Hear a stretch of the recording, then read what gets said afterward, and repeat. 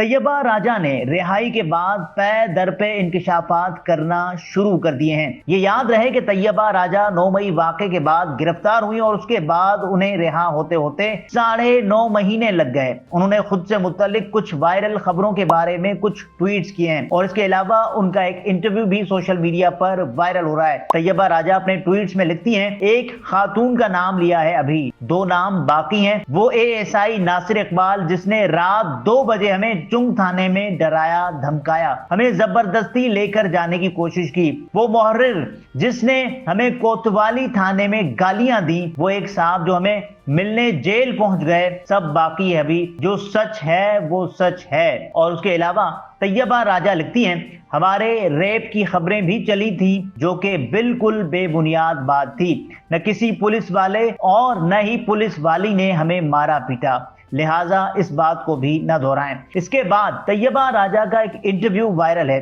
جس میں وہ کہہ رہی ہیں کہ مجھے اچھے سے یاد ہے جب ہمیں گرفتار کیا گیا تب پولیس والے کہہ رہے تھے کہ ہمیں تو بس نمبر پورے کرنے ہیں، ابھی چھوڑ دیتے ہیں، اور یوں وہ ابھی چھوڑنے کی بات پوری ہونے میں کئی مہینے لگ گئے۔ انہوں نے کہا کہ ایک ASP بڑی مشہور ہو رہی ہیں، ان کی تعریفیں ہو رہی ہیں، پھر جب ان سے کہا گیا کہ ASP شہر بانو نقوی، تو طیبہ راجہ نے کہا کہ بالکل وہی۔ اس کے بعد طیبہ نے کہا کہ ASP صاحبہ مسلسل کسی سے رابطے میں تھی اور کالز پر کہہ رہی تھی کہ یہ دونوں لڑکیاں ہمارے پاس ہیں۔ طیبہ نے کنفرم کیا کہ ان کے علاوہ صنم جاوید بھی انہی کے ساتھ تھی۔ قیدی گاڑیوں میں پہلے صرف خواتین تھی، بعد میں مرد بھی گرفتار ہو کر اندر بھرے جا رہے تھے، پھر ان کو اتار کر باقی خواتین کو بھی گرفتار کر کے لے جایا گیا تھا۔ اور اس کے بعد طیبہ راجہ کا ایک اور ٹویٹ بھی اس وقت سوشل میڈیا پر چل رہا ہے جس میں وہ لکھتی ہیں کہ زندگی میں کبھی اگر میں نے دوبارہ گالی دی، زندگی میں کبھی اگر میں نے دوبارہ گالی دی تو مجھے یقین ہے وہ گالی عطا تارڑ کے لیے ہی ہوگی۔